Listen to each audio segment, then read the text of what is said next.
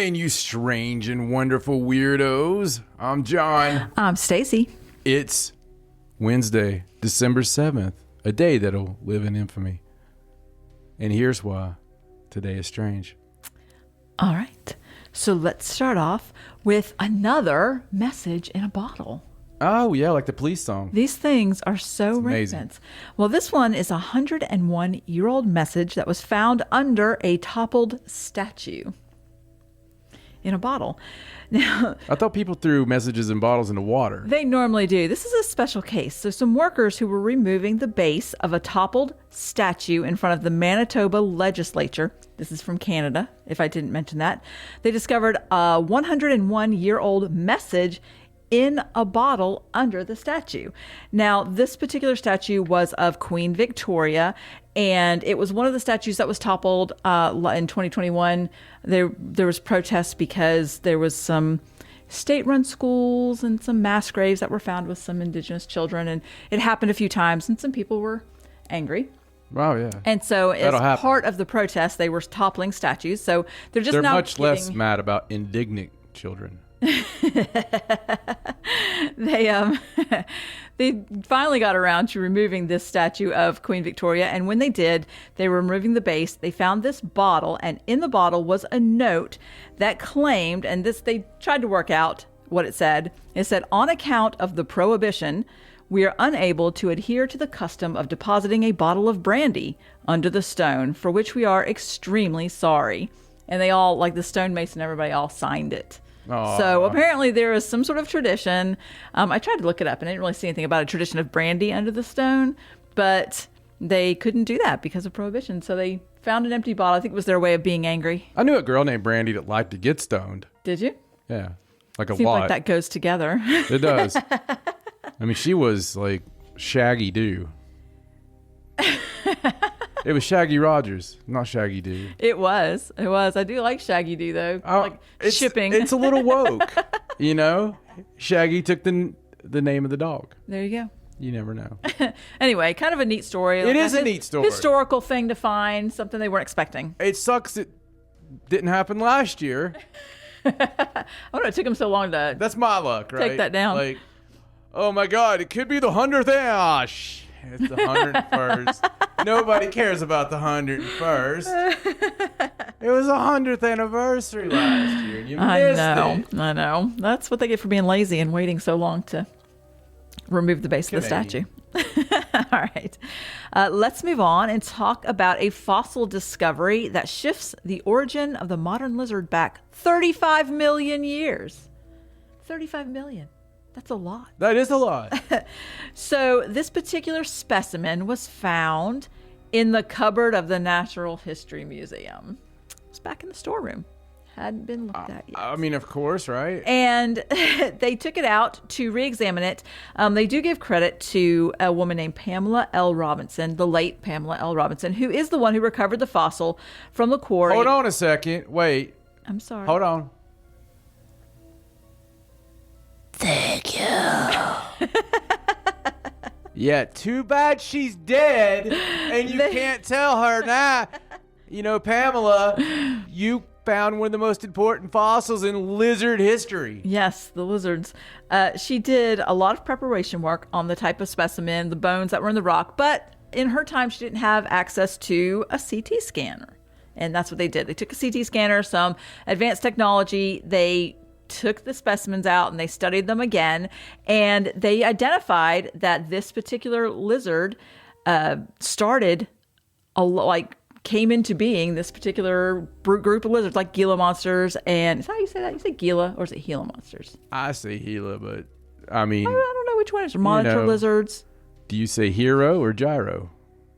I say hero usually, but a lot of people say gyro. They do. I wonder which one's correct. I don't know. Does that make them both correct? Probably. I mean, I have to ask an Italian. We'll go with Gila monsters. I'm sure there's many Italians that watch this show. They thought that they all came into being in the Middle Jurassic, but now they found out it's the late Triassic, which was 35 million years earlier. Yes. So it's very exciting for, lizard kind. Yes, lizard kind, lizard scientists, I was going to say. But it does make it interesting. We always talk about how they need to go through the storerooms, restudy things that they didn't have the technology to study before. You never know what you're going to find. It's like we have all these discoveries that we could make. Just we already have the stuff. We just need to make the discoveries. There's so much out there. Listen, Egypt alone, they find stuff all the time that was put in. I honestly, earlier I had 5 minutes to myself, right? Which is rare. And I was watching something on Egyptian type things that had gone missing, and they thought were missing for 70 years and whatnot. And I'm not talking little things like bathroom thoughts, right? Right. I'm talking like the oldest script and that they had of a certain person or whatever. And it's just like, how do you lose this stuff? It's very odd to me how they lose this stuff. It just gets filed away, and I guess out of sight, out of mind. I guess. And nobody goes back to. I mean, they do have but a no, lot. You're totally right. With our new technology, we should be pouring money into the fact that we need to go back into all of the museums and recheck things that we didn't have an answer for. Right. I agree. mean, even a fresh set of eyes, with all we've learned, especially last few years, we've learned a lot about a lot of places. And I think it's time. I think you're right. There's probably a treasure trove of things right under our feet. I know. We could discover new things about, they discover new things about dinosaurs all the time. I think I saw an article where they think that the T-Rex is maybe not put together correctly. Yeah, I saw that too.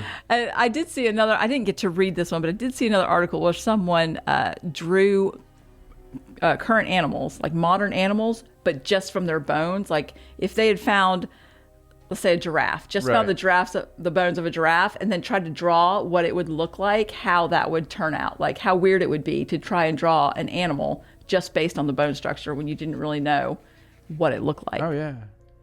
Have you ever seen, speaking of weird things, have you ever seen the leopard snake thing from from Egypt?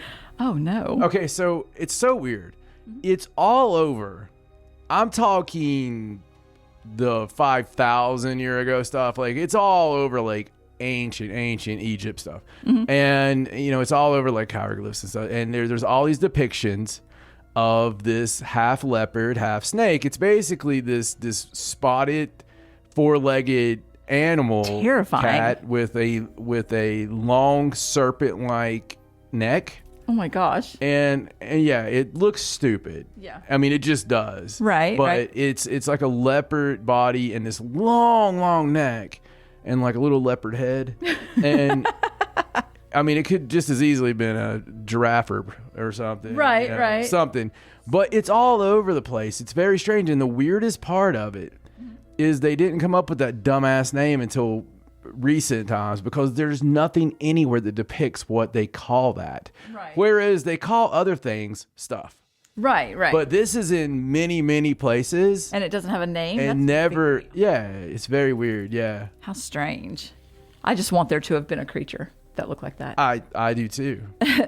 All right, so let's move on. Let's talk about a terrifying thing that happened in Los Angeles, California. Yes. There's a video that goes Sunrise. with this, where a coyote grabbed a toddler out of her yard in broad daylight and tried to drag her away. You said in L.A., right? Yes, like in L.A., in civilization. a neighborhood. Now, the toddler's fine. I wouldn't have done the story if anything bad had happened.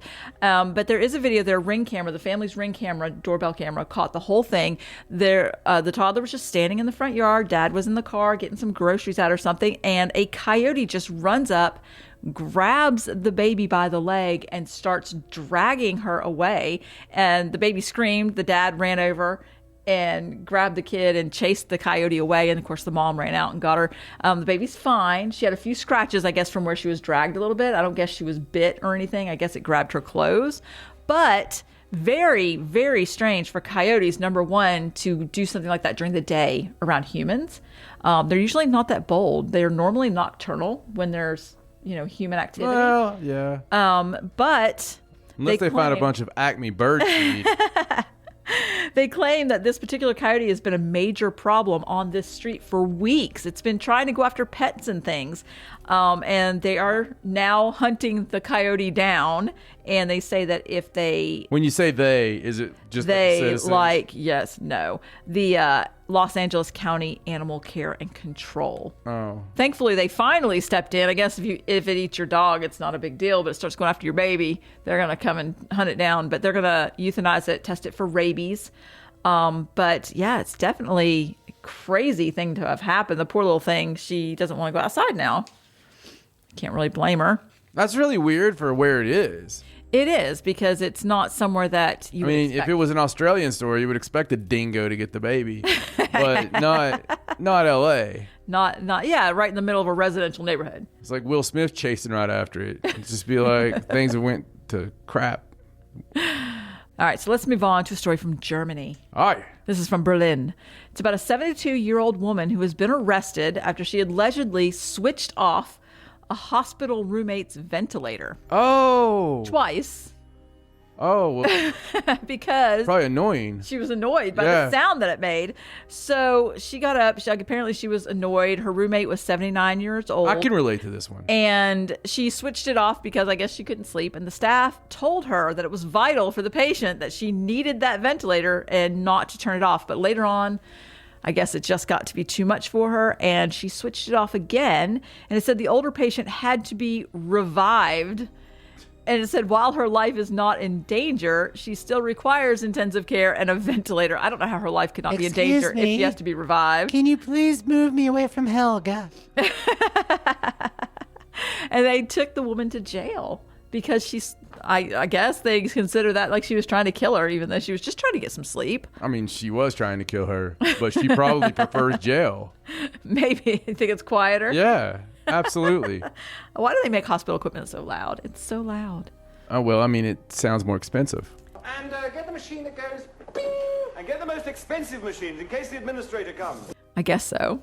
Bing. Bing. This is the machine that goes... Bing. It reminds me of the time that you had to go for some reason and they kept turning your machines off. They were like, we don't need that. Like the alarm would go off. They'd be like, oh, we don't need that. Yeah, they kept turning them off because of my freaking pulse that drops below the alert it level. Kept dropping and the alarm would go off and she'd be like, oh, that's annoying. And It's always done that. It's always done that. I can't be hooked to a machine because I can lower my heart rate. To an alarmingly low level to where alarms go off. And it's very weird because of a Batman of all things, this vinyl that I had as a kid that you follow along to the comic story that with your album, right and he was I'll never forget it, man. Like one thing he did is like it had him like doing ninja type stuff, and there's this part where he's meditating, and in his meditation he learns to calm himself so much that he lowers his heart rate. Right. And I used to like sit and mimic that for a long time. Right. And in my mind, I was thinking like, I'm going to slow my heart. And I don't try to do that. I don't try at all. But you talk about if you already weren't sick, you're laying in a hospital bed and it's like, meh, meh, meh, Makes it sound more expensive. Oh, yeah. All right, let's move on to this last story from New York. So New York City has posted a job.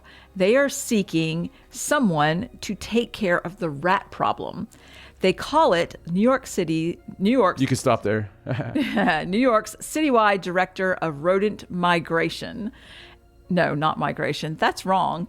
That is what the article says. They're not trying to move the rats away. Oh. The guy that wrote this article got it wrong, and I actually put the right thing in here, but I've read it the wrong thing. He wrote citywide director of rodent migration, which I thought was hilarious because it made it sound like they're going to put them on buses with little packs and send them to, Utah or something.